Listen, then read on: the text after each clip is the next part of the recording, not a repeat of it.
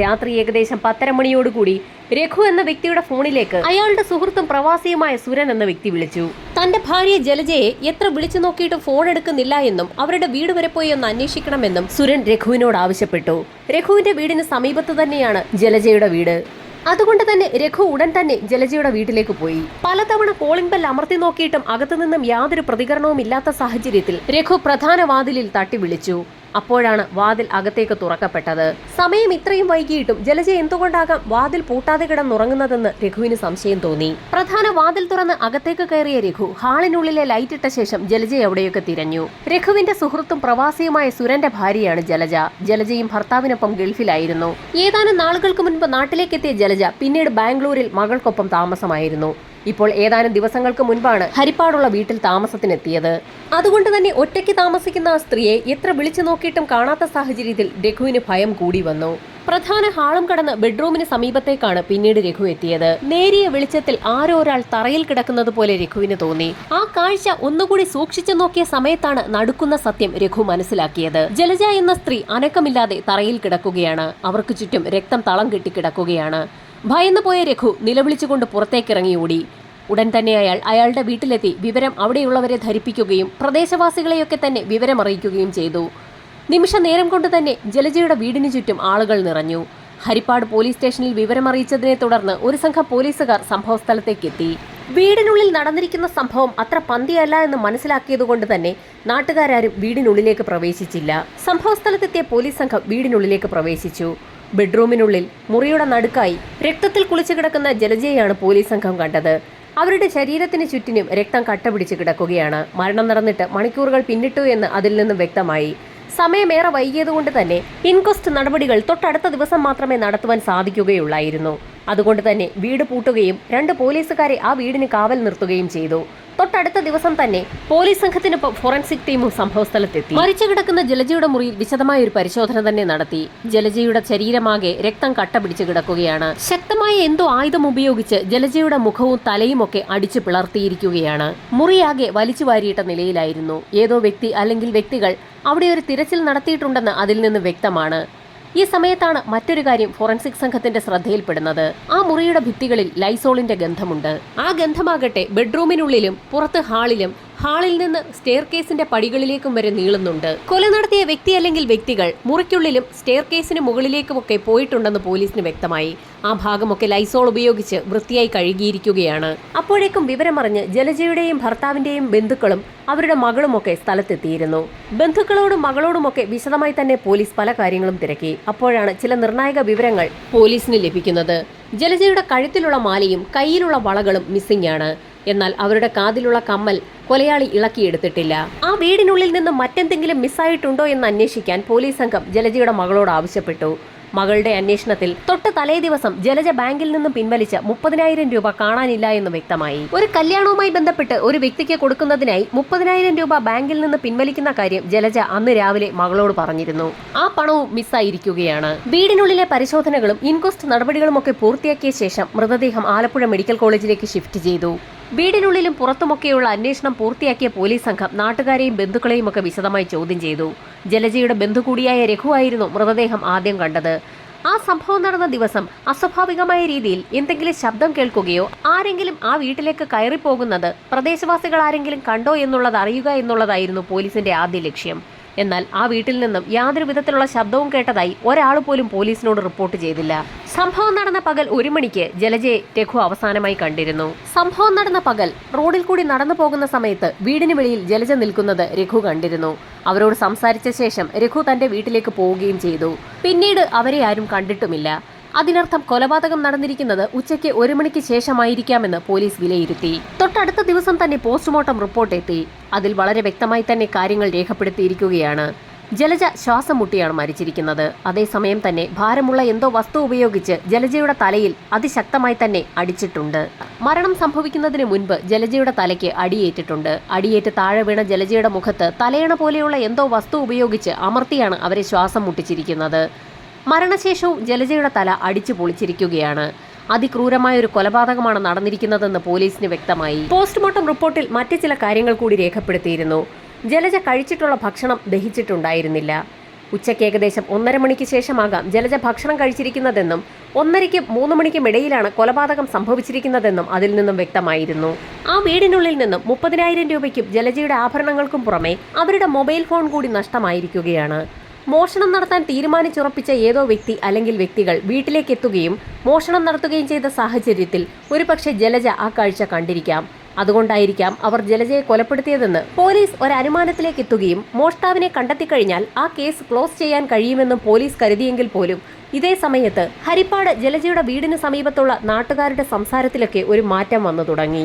ജലജയുടെ ഒരു പ്രത്യേക സ്വഭാവത്തെക്കുറിച്ച് നാട്ടുകാരും ബന്ധുക്കളുമൊക്കെ പോലീസുകാരോടും മാധ്യമങ്ങളോടുമൊക്കെ ചില കാര്യങ്ങൾ തുറന്നു പറഞ്ഞു. വർഷങ്ങളോളമായി വിദേശത്തായിരുന്നതുകൊണ്ടും നാട്ടിൽ ഒറ്റയ്ക്ക് താമസിക്കുന്നതുകൊണ്ടും ഒരപരിചിതന് പോലും ജലജ വാതിൽ തുറന്നു കൊടുക്കാറുണ്ടായിരുന്നില്ല. ആരെങ്കിലും അപ്രതീക്ഷിതമായി വീട്ടിലേക്ക് എത്തിയാൽ വാതിൽ തുറക്കാതെ തന്നെ ജനലിലൂടെ ആരാണെന്ന് വ്യക്തമായി മനസ്സിലാക്കിയ ശേഷം മാത്രമേ ജലജ വാതിൽ പോലും തുറക്കാറുള്ളൂ. ഇവിടെ സംഭവം നടന്ന വീടിന്റെ വാതിൽ തകർക്കപ്പെട്ടിട്ടില്ല. അതുകൊണ്ട് തന്നെ മോഷ്ടാവിന് ജലജയ്ക്ക് പരിചയമുണ്ടായിരിക്കാമെന്നും ജലജ വാതിൽ തുറന്നു കൊടുത്തതുകൊണ്ട് തന്നെയായിരിക്കാം അയാൾ അകത്തേക്ക് കയറിയതെന്നും നാട്ടുകാർ പോലീസിനോട് പറഞ്ഞു.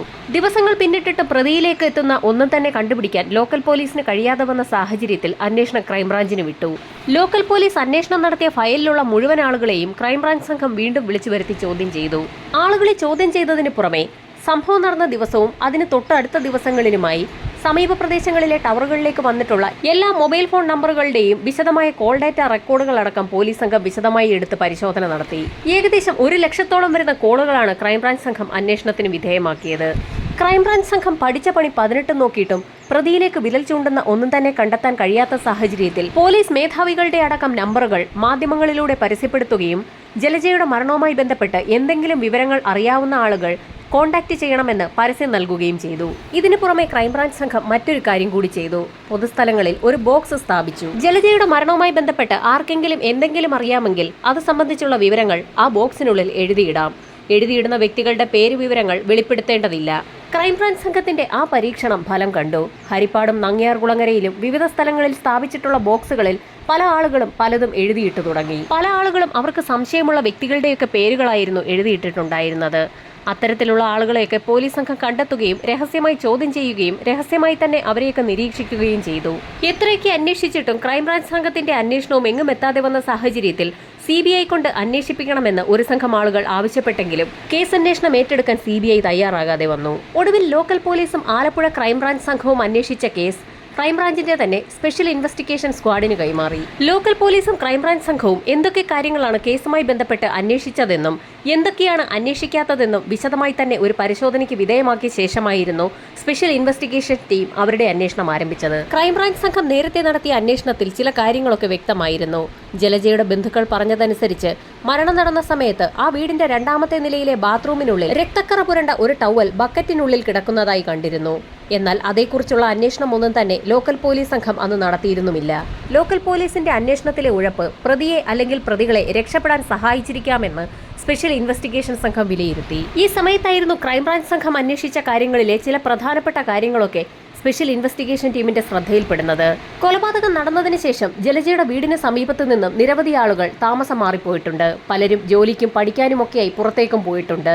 അങ്ങനെയുള്ള ആളുകളെ കേന്ദ്രീകരിച്ച് വിശദമായ ഒരു അന്വേഷണം നടത്താൻ സ്പെഷ്യൽ ഇൻവെസ്റ്റിഗേഷൻ സ്ക്വാഡ് തീരുമാനിച്ചു. സംഭവം നടന്ന സ്ഥലത്ത് നിന്നും താമസം മാറിപ്പോയിട്ടുള്ള വ്യക്തികളെ കേന്ദ്രീകരിച്ച് നടത്തിയ അന്വേഷണത്തിനിടയിലായിരുന്നു സജിത്ത് എന്നൊരു വ്യക്തിയുടെ പേര് ഇൻവെസ്റ്റിഗേഷൻ ടീമിന്റെ ശ്രദ്ധയിൽപ്പെട്ടത്. സംഭവം നടന്ന സമയത്ത് നാട്ടുകാരെയൊക്കെ ചോദ്യം ചെയ്യുന്നതിനിടയിൽ ലോക്കൽ പോലീസ് 2 തവണ സജിത്തിനെയും ചോദ്യം ചെയ്തിട്ടുണ്ട്.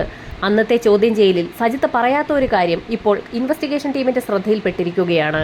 ആ കാര്യം ശ്രദ്ധയിൽപ്പെടുന്നത് രഘുവിന്റെ കോൾ ഡാറ്റ റെക്കോർഡുകൾ പരിശോധിച്ച സമയത്താണ്.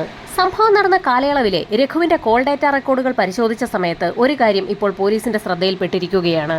രഘുവിന് ഏതൊക്കെയോ നമ്പറുകളിൽ നിന്ന് കോളുകൾ വന്നിട്ടുണ്ടെന്നുള്ളതല്ലാതെ അതൊക്കെ ആരാണെന്നുള്ളത് വ്യക്തമായൊരു പരിശോധന അന്ന് പോലീസ് നടത്തിയിരുന്നില്ല. ഇപ്പോൾ വിദേശത്തുള്ള ആളുകളെ കേന്ദ്രീകരിച്ചുകൂടി പോലീസ് അന്വേഷണം നടത്തിയപ്പോഴാണ് സജിത്തിന്റെ കോൾ ഡാറ്റ റെക്കോർഡുകളിൽ കണ്ട ഒരു നമ്പർ രഘുവിന്റെ കോൾ ഡാറ്റയിലും കണ്ടിരിക്കുന്നതായി പോലീസിന്റെ ശ്രദ്ധയിൽപ്പെട്ടത്. സംശയം തോന്നിയ പോലീസ് സംഘം രഘുവിനെ സ്റ്റേഷനിലേക്ക് വിളിച്ചു വരുത്തി അക്കാര്യം ചോദിച്ചു. ആ നമ്പർ സജിത്തിന്റേത് തന്നെയാണെന്നും അയാൾ തന്നെ കാണാൻ വരുമ്പോഴൊക്കെ ആ നമ്പറിൽ നിന്ന് വിളിക്കാറുണ്ടെന്നും രഘു പോലീസിന് മൊഴി നൽകി. സംഭവം നടന്ന സമയത്ത് ലോക്കൽ പോലീസ് സജിത്തിനെ ചോദ്യം ചെയ്ത സമയത്ത് ഈ നമ്പർ അത്ര നോട്ട് ചെയ്തിരുന്നില്ല. പിന്നീട് സംഭവം നടന്ന അധികകാലം കഴിയുന്നതിന് മുൻപ് തന്നെ സജിത്ത് ജോലിക്കായി വിദേശത്തേക്ക് പോവുകയും അവിടെ വെച്ച് അയാളുടെ നമ്പർ മാറുകയും ചെയ്തിരുന്നു. ക്രൈംബ്രാഞ്ച് സംഘം ചോദ്യം ചെയ്ത സമയത്ത് അയാൾ തന്റെ പുതിയ നമ്പർ ആയിരുന്നു അവിടെ കൊടുത്തത്. തന്റെ പഴയ നമ്പറിനെ കുറിച്ച് അയാൾ പോലീസിനോട് പറയാത്തത് കൊണ്ട് തന്നെ ആ നമ്പർ കേന്ദ്രീകരിച്ച് പ്രത്യേകിച്ച് ഒരു അന്വേഷണവും പോലീസ് സംഘം നടത്തിയതുമില്ല. സജിത്തിന്റെ പഴയ നമ്പർ കേന്ദ്രീകരിച്ച് നടത്തിയ അന്വേഷണത്തിൽ മരണം നടന്ന വീടിന് സമീപത്തുള്ള ടവർ ലൊക്കേഷനിൽ ആ ദിവസം അതേ സമയത്ത് അയാളുടെ നമ്പർ ഉണ്ടെന്ന് പോലീസിന് വ്യക്തമായി. നേരത്തെ അന്വേഷണം നടത്തിയ ലോക്കൽ പോലീസും ക്രൈംബ്രാഞ്ച് സംഘവും ആ നമ്പറിനെ കുറിച്ച് വിശദമായ ഒരു അന്വേഷണം നടത്തിയിരുന്നില്ല. ഈ സമയത്തായിരുന്നു ഇൻവെസ്റ്റിഗേഷൻ ടീം നേരത്തെ ലോക്കൽ പോലീസ് ശേഖരിച്ച നാട്ടുകാരുടെയൊക്കെ മൊഴി വിശദമായി ഒന്ന് പരിശോധിച്ചത്. അക്കൂട്ടത്തിൽ വളരെ നിർണായകമായ ഒരു മൊഴി പോലീസ് അധികം ശ്രദ്ധിച്ചിരുന്നില്ല. അയൽവാസിയായ ഒരു സ്ത്രീ പറഞ്ഞ ഒരു കാര്യമായിരുന്നു അത്. സംഭവം നടന്ന ദിവസം ഉച്ചയോടടുപ്പിച്ച് ജലജയുടെ വീടിന് പുറത്തുള്ള റോഡിലൂടെ ആ സ്ത്രീ നടന്നു പോകുന്ന സമയത്ത് ഏതോ ഒരു പുരുഷനോട് ജലജ വഴക്കുണ്ടാക്കുന്നത് ആ സ്ത്രീ കേട്ടിരുന്നു. എന്നാൽ അതേക്കുറിച്ച് വിശദമായി ഒന്നും തനിക്കറിയില്ല എന്നും അവരന്ന് പോലീസിന് മൊഴി നൽകിയിരുന്നു. ആ സ്ത്രീയുടെ മൊഴി ലോക്കൽ പോലീസും ക്രൈംബ്രാഞ്ച് സംഘവും അത്ര കാര്യമായി അന്വേഷിച്ചിരുന്നില്ല. ഇതോടൊപ്പം തന്നെ മറ്റു ചില നിർണായക മൊഴികൾ കൂടി ലോക്കൽ പോലീസും ക്രൈംബ്രാഞ്ച് സംഘവും അവഗണിച്ചതായി സ്പെഷ്യൽ ഇൻവെസ്റ്റിഗേഷൻ സ്ക്വാഡ് കണ്ടെത്തി. സംഭവം നടന്ന ദിവസം ഉച്ചയ്ക്ക് ഏകദേശം 2 മണിക്കും 3 മണിക്കും ഇടയിൽ ജലജയുടെ വീട്ടിൽ നിന്നും ഒരു കരച്ചിൽ കേട്ടിരുന്നു എന്ന് പ്രദേശവാസിയായ ഒരു സ്ത്രീ അന്ന് പോലീസിന് മൊഴി നൽകിയിരുന്നു. ഈ 2 മൊഴികൾക്കും പുറമെ സംഭവം നടന്ന ദിവസം ഏകദേശം ഉച്ചയ്ക്ക് 1:30ക്കും 3:30ക്കും ഇടയിൽ സജിത്ത് എന്ന വ്യക്തിയുടെ മൊബൈൽ ടവർ ലൊക്കേഷൻ സംഭവം നടന്ന വീടിന് പരിസരത്തുള്ള ടവർ ലൊക്കേഷനിൽ കാണിക്കുന്നതും സജിത്തിന് ഈ കുറ്റകൃത്യവുമായി നേരിട്ടോ അല്ലാതെയോ എന്തോ ചില ബന്ധങ്ങൾ ഉള്ളതുകൊണ്ടായിരിക്കാമെന്ന് സ്പെഷ്യൽ ഇൻവെസ്റ്റിഗേഷൻ ടീം വിലയിരുത്തി. ആ ഒരു സാധ്യത മനസ്സിലാക്കി ഇൻവെസ്റ്റിഗേഷൻ ടീം വിദേശത്തുള്ള സജിത്തിനെ നാട്ടിലേക്ക് എത്തിക്കാനുള്ള നടപടികൾ ആരംഭിച്ചു. വിവരങ്ങളൊന്നും അറിയിക്കാതെ തന്നെ സജിത്തിനെ അതിവിദഗ്ധമായി നാട്ടിലെത്തിക്കാൻ തീരുമാനിച്ച പോലീസ് സംഘം ആദ്യം തന്നെ അയാളുടെ സ്പോൺസറുമായി ബന്ധപ്പെട്ടു. സ്പോൺസറിനോട് കാര്യങ്ങളൊക്കെ തുറന്നു പറഞ്ഞ ശേഷം എന്തെങ്കിലും കളവ് പറഞ്ഞ് സജിത്തിനെ നാട്ടിലേക്ക് അയക്കണമെന്നും ആവശ്യപ്പെട്ടു. പോലീസിന്റെ നിർദ്ദേശമനുസരിച്ച് തന്നെ സജിത്തിന്റെ വിസയിൽ എന്തോ ചില ഇഷ്യൂസ് ഉണ്ടെന്നും അയാൾ നാട്ടിലെത്തി അതിവേഗം തന്നെ അത് ശരിയാക്കണമെന്നും സ്പോൺസർ സജിത്തിനോട് ആവശ്യപ്പെടുകയും അയാൾക്ക് ടിക്കറ്റ് എടുത്തു നൽകി നാട്ടിലേക്ക് അയക്കുകയും ചെയ്തു. നെടുമ്പാശ്ശേരി എയർപോർട്ടിലാണ് സജിത്ത് വന്നിറങ്ങിയത്. അവിടെ അവനെ കാത്ത് ചില അതിഥികൾ ഉണ്ടായിരുന്നു. തങ്ങൾ സ്പെഷ്യൽ ഇൻവെസ്റ്റിഗേഷൻ ടീമാണെന്നും സജിത്തിനോട് ചില കാര്യങ്ങൾ ചോദിച്ചറിയാനുമുണ്ടെന്ന് ഉദ്യോഗസ്ഥർ പറഞ്ഞ സാഹചര്യത്തിൽ തന്റെ വിസയുമായി ബന്ധപ്പെട്ടുള്ള എന്തോ ചില കാര്യങ്ങൾ ചോദിക്കാനാകും തന്നെ കൂട്ടിക്കൊണ്ടു പോകുന്നതെന്നായിരുന്നു സജിത്ത് കരുതിയത്. ഇൻവെസ്റ്റിഗേഷൻ ടീം സജിത്തുമായി സ്പെഷ്യൽ സ്ക്വാഡിന്റെ ഓഫീസിലേക്കാണ് എത്തിയത്. അധികം വളച്ചുകെട്ടാതെ തന്നെ ഇൻവെസ്റ്റിഗേഷൻ ഓഫീസർ സജിത്തിനോട് ഒരു ചോദ്യം ചോദിച്ചു. ജലജയുടെ മരണം നടന്ന ദിവസം അയാൾ എവിടെയായിരുന്നു എന്നായിരുന്നു അപ്രതീക്ഷിതമായി പോലീസ് ചോദിച്ചത്. ആ ചോദ്യം കേട്ടപ്പോൾ തന്നെ സജിത്ത് ഒന്ന് അമ്പരന്നു. ഒന്ന് പരിങ്ങിയെങ്കിലും അത് പുറത്തു കാണിക്കാതെ തന്നെ താൻ ജോലിയുമായി ബന്ധപ്പെട്ട് തന്റെ സ്റ്റുഡിയോയിലായിരുന്നു എന്ന് സജിത്ത് പോലീസിന് മൊഴി നൽകി. ക്രൈംബ്രാഞ്ച് സംഘം ചോദ്യം ചെയ്ത സമയത്ത് സജിത്ത് എന്തുകൊണ്ടാണ് പഴയ മൊബൈൽ നമ്പർ അവർക്ക് നൽകാഞ്ഞതെന്ന് കൂടി ഇൻവെസ്റ്റിഗേഷൻ ഓഫീസർ ചോദിച്ചപ്പോൾ സജിത്ത് ആകെ പെട്ടതുപോലെയായി. അത് മാത്രവുമല്ല, കൊലപാതകം നടന്ന സമയത്ത് ആ വീടിന്റെ പരിസരത്തുള്ള ടവറിൽ സജിത്തിന്റെ മൊബൈൽ നമ്പർ കാണിക്കുന്നുണ്ടെന്ന് കൂടി പോലീസ് പറഞ്ഞതോടുകൂടി സജിത്ത് ആകെ വിളറി വെളുത്തു. സജിത്തിന്റെ ആ പതർച്ച പ്രതീക്ഷിച്ചിരുന്ന ഇൻവെസ്റ്റിഗേഷൻ ടീം നേരത്തെ തയ്യാറാക്കി വെച്ചിരുന്ന ചോദ്യങ്ങൾ ഓരോന്നായി സജിത്തിനോട് ചോദിച്ചു തുടങ്ങി. പോലീസ് സംഘത്തിന്റെ കർക്കശമായ ചോദ്യം ചെയ്യലുകൾക്ക് മുൻപിൽ പിടിച്ചു നിൽക്കാൻ കഴിയാതെ സജിത്ത് പല കഥകളും പറഞ്ഞു തുടങ്ങി. സംഭവം നടന്ന ദിവസം യഥാർത്ഥത്തിൽ സജിത്ത് രഘുവിനെ കാണാൻ അയാളുടെ വീട്ടിലേക്ക് എത്തിയതായിരുന്നു. എന്നാൽ രഘുവിന്റെ വീട്ടിലെത്തിയ സമയത്ത് അയാൾ വീട്ടിലില്ല എന്നും ഒരുപക്ഷെ ജലജയുടെ വീട്ടിൽ എന്തെങ്കിലും ജോലി ചെയ്തു കൊടുക്കുന്നതിന് വേണ്ടി പോയിട്ടുണ്ടാകാമെന്നും അയാളുടെ വീട്ടിലുള്ള ആളുകൾ സജിത്തിനോട് പറഞ്ഞു. അങ്ങനെ രഘുവിനെ അന്വേഷിച്ച് സജിത്ത് ജലജയുടെ വീട്ടിലുമെത്തി. ഗേറ്റ് തുറന്ന് സജിത്ത് ജലജയുടെ വീട്ടിലേക്ക് എത്തിയ സമയത്ത് ജലജ വീടിന് വെളിയിൽ തന്നെ ഉണ്ടായിരുന്നു. സജിത്തിനെ നേരത്തെ പരിചയമുള്ളത് കൊണ്ട് തന്നെ പ്രത്യേകിച്ചൊന്നും ജലജ പറഞ്ഞതുമില്ല. രഘുവിനെ അന്വേഷിച്ച സമയത്ത് അയാൾ അവിടേക്ക് ചെന്നിട്ടില്ല എന്ന് ജലജ പറഞ്ഞതോടുകൂടി മദ്യപിച്ചിട്ടുണ്ടായിരുന്ന സജിത്ത് ജലജയെ പലതും പറഞ്ഞു തുടങ്ങി. രഘുവിനെയും ജലജയും ചേർത്ത് പല കാര്യങ്ങളും മോശമായി സജിത്ത് പറയാൻ തുടങ്ങിയതോടുകൂടി ജലജ അയാളോട് പൊട്ടിത്തെറിച്ചു. അവർ തമ്മിലുള്ള ആ സംഭാഷണമായിരുന്നു അയൽവാസിയായ ഒരു സ്ത്രീ അതുവഴി നടന്നുപോയ സമയത്ത് കേട്ടത്.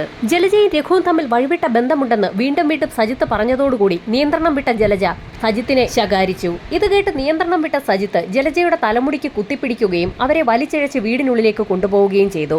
തന്റെ ഇംഗിതത്തിന് വഴങ്ങാതെ വന്നതോടുകൂടി സജിത്ത് കയ്യിൽ കിട്ടിയ ഒരു നിലവിളക്കെടുത്ത് ജലജയുടെ തലയിലേക്ക് ആഞ്ഞടിക്കുകയായിരുന്നു. നിരവധി തവണയാണ് സജിത്ത് നിലവിളക്ക് ഉപയോഗിച്ച് ജലജയുടെ തലയിലേക്ക് ആഞ്ഞടിച്ചത്.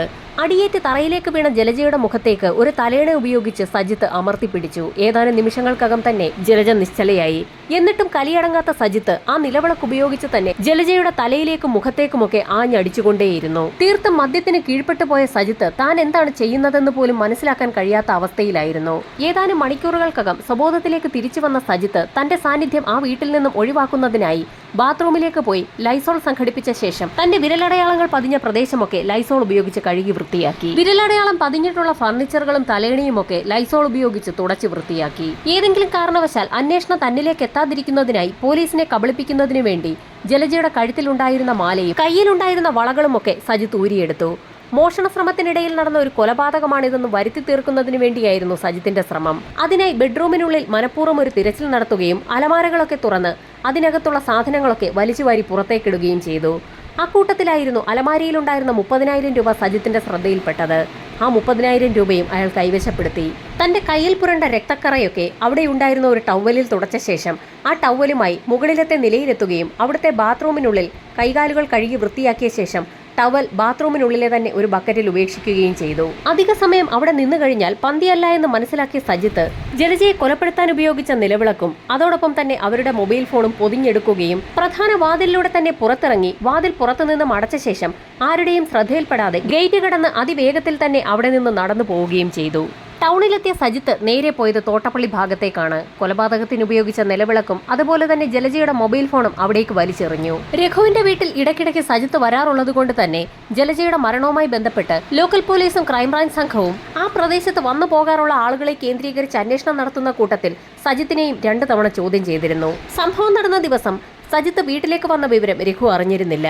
രഘുവിന്റെ വീട്ടുകാർക്ക് അക്കാര്യം അറിയാമായിരുന്നെങ്കിൽ പോലും രഘുവിനെ അന്വേഷിച്ച് സജിത്ത് ജലജയുടെ വീട്ടിലേക്ക് പോയ കാര്യമൊന്നും അവർക്കറിയാത്ത സാഹചര്യത്തിൽ അക്കാര്യമൊന്നും അവർ പോലീസിനോട് പറഞ്ഞതുമില്ല. എല്ലാ കുറ്റവും ഏറ്റുപറഞ്ഞ സജിത്തിന്റെ അറസ്റ്റ് രേഖപ്പെടുത്തിയ പോലീസ് സംഘം സജിത്തിനെ റിമാൻഡ് ചെയ്തു. വിചാരണ നടപടികൾ നടക്കുന്നതിനിടയിൽ ജാമ്യം കിട്ടി പുറത്തിറങ്ങിയ സജിത്തിനോട് കോടതി ഒരു കണ്ടീഷൻ വെച്ചു. ഒരു കാരണവശാലും ആലപ്പുഴ ജില്ലയിലേക്ക് കടക്കരുതെന്നായിരുന്നു ആ കണ്ടീഷൻ. അതുകൊണ്ട് തന്നെ തിരുവനന്തപുരത്തേക്ക് പോയ സജിത്ത് അവിടെ ഒരു ഹോട്ടലിൽ മുറിയെടുത്ത് താമസം ആരംഭിച്ചു. ഹോട്ടൽ മുറിയിൽ താമസം ആരംഭിച്ച സജിത്ത് അതേ മുറിയിലെ തന്നെ ഫാൻ അഴിച്ചു മാറ്റി വെച്ച ശേഷം അതേ ഹുക്കിൽ തൂങ്ങി മരിച്ചു എന്നുള്ള വാർത്തയാണ് പുറത്തു വന്നിരിക്കുന്നത്. മുറിയിൽ നിന്നും പോലീസ് സംഘത്തിന് ഒരു ആത്മഹത്യാ കുറിപ്പും കണ്ടെത്താൻ കഴിഞ്ഞു. തന്റെ അമിതമായ മദ്യപാനം മൂലം വലിയൊരു തെറ്റ് സംഭവിച്ചു പോയെന്നും എല്ലാ വ്യക്തികളും മാപ്പ് നൽകണമെന്നും അപേക്ഷിച്ചുകൊണ്ടുള്ള ഒരു കത്തായിരുന്നു അത്. തന്റെ അമ്മയ്ക്ക് കൈമാറണമെന്നാവശ്യപ്പെട്ടുകൊണ്ട് സജിത്ത് തന്റെ ATM കാർഡും പിൻ നമ്പറും ആ കത്തിനൊപ്പം കുറിച്ചു വെച്ചിരുന്നു.